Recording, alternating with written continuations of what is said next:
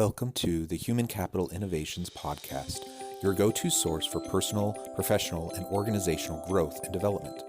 We hope you tune in often for all things people management, organizational development and change, organizational leadership, and social impact related.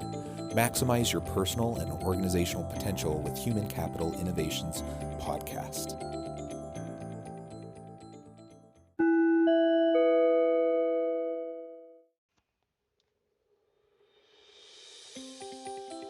Welcome to the Human Capital Innovations Podcast. In this HBR Minute HCI podcast episode, I explore Dan Richards' recent HBR video, The Number One Key to Motivation.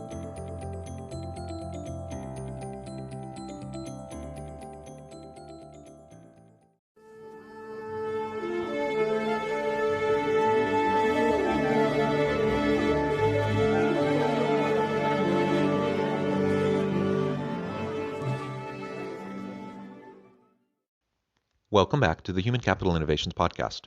I'm happy to be with you again for today's HBR Minute podcast episode.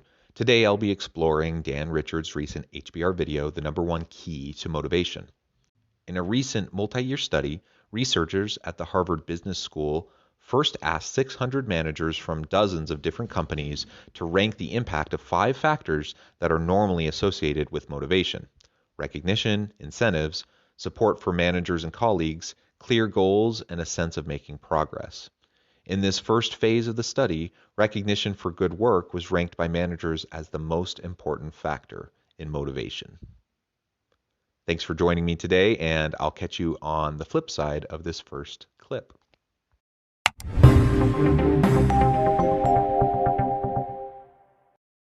Today's topic is some breakthrough thinking from the Harvard Business Review on how you and your team can maintain motivation. For a number of years now, in January, the Harvard Business Review has published 10 breakthrough ideas. And this year, number one on that list was some new research on specifically what drives motivation.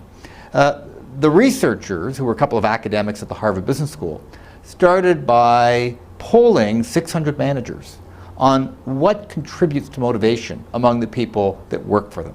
And they were given 5 alternatives that are conventionally associated with motivation: recognition, incentives, clear goals, interpersonal support from colleagues and managers, and finally a clear sense of progress.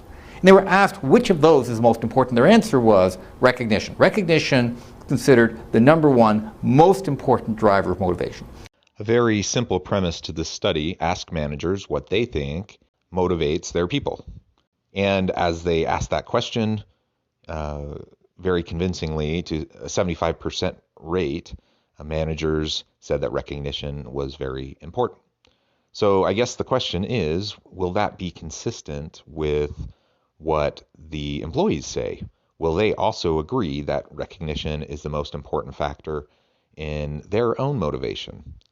So then what the researchers did is they went to several hundred knowledge workers and over a couple of years asked them at the end of each day to email an assessment, first of all, of their motivation that day, what their emotional level was, their enthusiasm level was, and then to actually indicate what happened over the course of that day to contribute to that level of positive or negative motivation. Here's what the researchers found. The number one factor by far that drives motivation is maintaining a sense of progress. 76% of the time, when the folks in the study reported that they'd had one of their very best days, they also reported 3/4 of the time that they felt they were making significant progress and that contributed to that motivation level. And conversely, when they had one of their worst days, when they were least motivated, highly correlated that was a setback in terms of moving forward. So for employees, making progress turned out to be the number one factor in contributing to motivation, not recognition.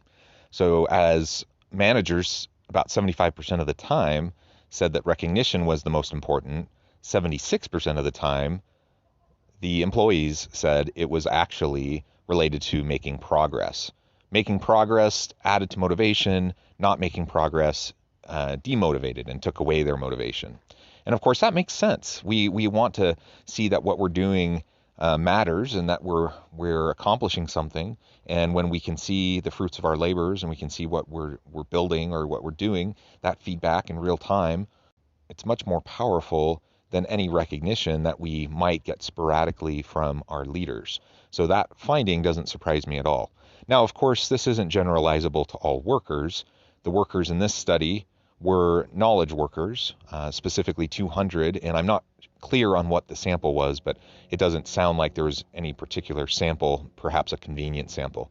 So we really can only talk about these results in relation to this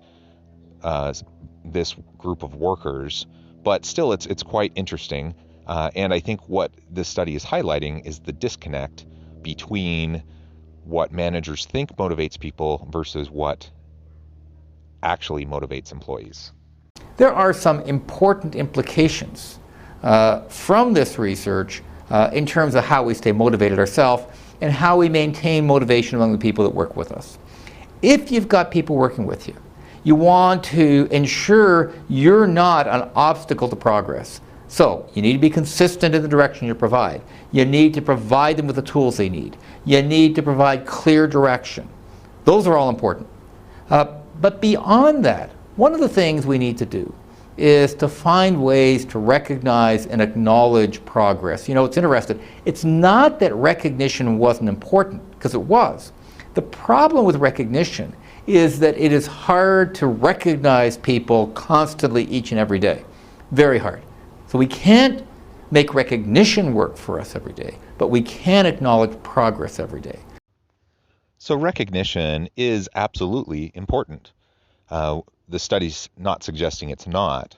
What the findings suggest, however, is that there's a bit of a disconnect between what managers think is most important versus what actually is most important for employees. And the other issue with that is managers simply can't provide recognition constantly to people. And in fact, the power behind recognition, the motivating power, actually diminishes the more frequently you are recognizing people in major ways. So little amounts of recognition, little doses of feedback can be good on a regular basis, but that is hard to maintain for leaders. Now, I personally am of the opinion that leaders should be checking in with their people and providing feedback and even acknowledging their contributions on a pretty regular basis, probably at least weekly. But that's a little different than what we typically think about when we're considering the power of recognition and incentives for employees. Those are usually kind of bigger deals that only happen every so often. Now, for employees, they just want to know that they're making progress, and that is something with regular coaching and mentoring and regular ongoing feedback, that is something that managers can provide to their employees on a regular basis. And the thing is, they don't even have to do it themselves. It's not like the manager has to check in every single day with every single employee. That actually would be probably a little bit onerous both for the manager and the employee, and probably wouldn't be appreciated. It would feel like micromanaging. But you can encourage your people to keep track of what they're accomplishing. And he's going to give some tips on how you might go about doing that.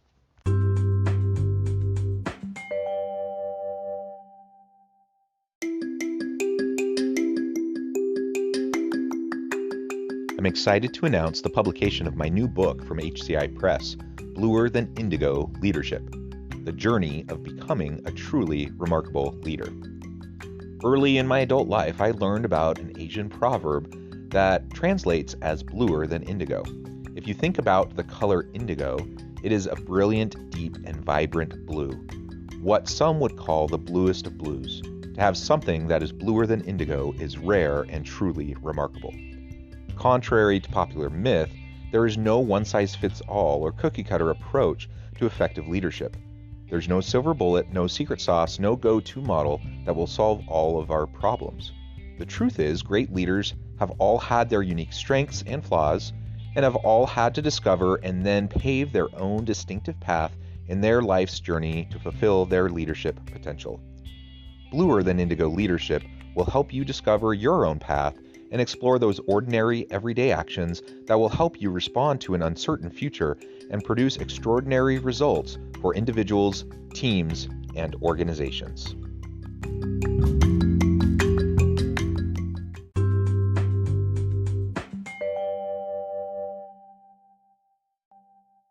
So, for example, at the end of the day, before you leave, and before the folks you work with leave, take 30 seconds, write down, or put a file in your computer where you record 3 things that you got done that day that you feel good about.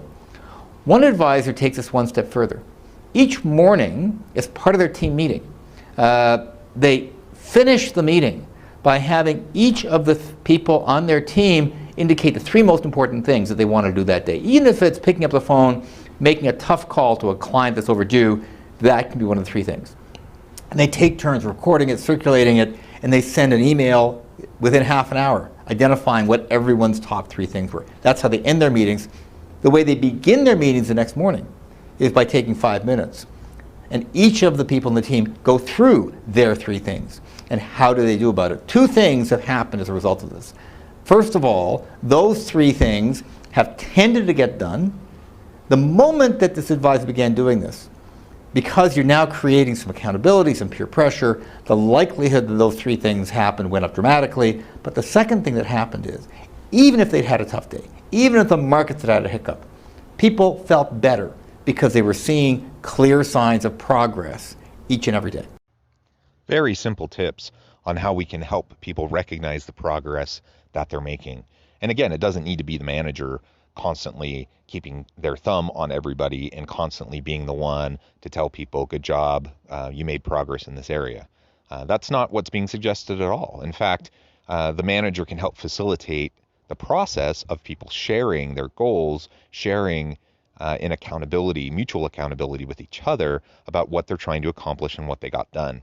And it doesn't take a lot of time to do that. You can do that pretty quickly. Now, the one caveat that I think is important to mention as I was listening to this clip, I was thinking about, well, what happens if people just list off 3 easy things that they know they can get done, and so it won't be a stretch, and it doesn't really align as closely with the team's goals or the organization's goals, but they're relatively easy things that the person can get done. That's a potential downfall of this approach. It's not to say you shouldn't do it. It just means you need to be careful, because that could happen. That very quickly, it could erode, a well-intended mechanism could erode into that kind of behavior. And obviously that's not going to be helpful for anyone. We can't just have people going around doing all of the low-hanging fruit, easy stuff all the time. You have to dig down. You have to do the hard things. And there's many things that you can't get done immediately. They just take long, sustained effort. And so helping people think through intermediate steps in those longer, more sustained types of efforts that they need to do can be one way to encourage people to make steady progress each and every day while not resorting to just doing the easy stuff constantly. So, as you think about how you stay motivated yourself, how you motivate the people around you, by all means, don't ignore recognition. Don't ignore incentives. But first and foremost, focus on ensuring that you and everyone around you is reminded of the progress you're making each and every day. So we definitely want to make sure that we're helping people recognize the progress they are making, especially when people are getting bogged down in particularly long, difficult projects that are just going to take extended periods of time to complete. And it can feel overwhelming, and you don't see a light at the end of the tunnel. And so helping people experience small wins along the way and breaking big, huge tasks down into small intermediate tasks can help people feel like they're making that steady progress. In my own life, that's one of the things that I've seen that's helped me to tackle some pretty huge responsibilities and pretty huge jobs and tasks that have come my way. For whatever reason, I've been able to do a good job of not getting overwhelmed by those things. And maybe it just comes naturally to me, but I break things down into much smaller pieces so I can make steady progress, not only every day, but even every hour. I know what I'm doing. I know how I can accomplish some things, and I feel good about it. So I think as managers, we can just help talk people through that. We can help create an environment where people know that they're accountable to each other for performance and getting things done, but also that they know that they're going to be supported, particularly in doing the hard things. And it's usually the hard things that are going to help the organization the most in the long run. The other thing that was just briefly alluded to in that last little part of the clip was that we need to self-reflect. We need to self-reflect on what motivates us. We need to know our people so we know what motivates them. This study has some good insights, and everything that we've been talking about, I think, holds for a lot of employees. But the reality is we're not a monolith. Like, everyone has their own salient motivators. People are in different life stages. They have different pressures, different responsibilities, and so different things will motivate them.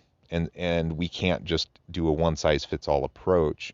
Recognition does matter. Surely helping people see progress in their work does matter. That's not to say that other important motivators also don't matter.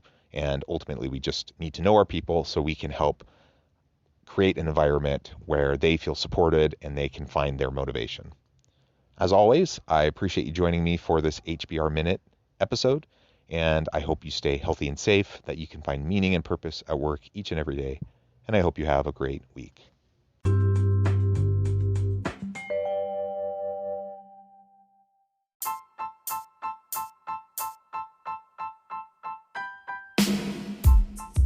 The alchemy of truly remarkable leadership. Ordinary, everyday actions that produce extraordinary results. Consider how the nature of work has shifted over the past 50 years.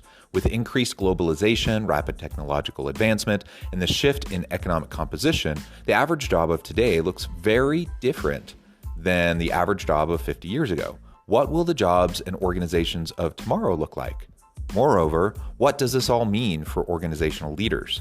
What are the core competencies and capabilities of organizations and their leadership that are prepared for continued disruption and geopolitical and socioeconomic shifts? Regardless of what the future holds, increasingly, leaders need to be socially minded, data-driven, decisive, champions of talent, and disruptors of the traditional notions of leadership, teams, organizations, and work. The alchemy of truly remarkable leadership will help you to explore your own leadership competencies and capabilities and consider ways to apply and implement them into your workplace and personal life.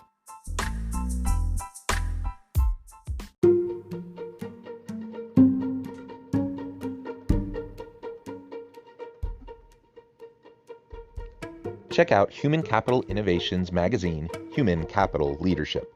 Human Capital Leadership is a free, interactive e-magazine with the mission to help individuals, leaders, and organizations find innovative approaches to maximize their human capital potential. We publish issues quarterly in August, November, February, and May. Take a look at the latest issue and let us know what you think.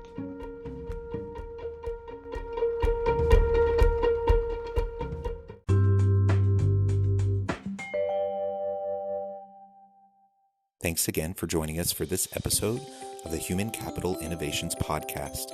I hope you stay healthy and safe and that you have a great week.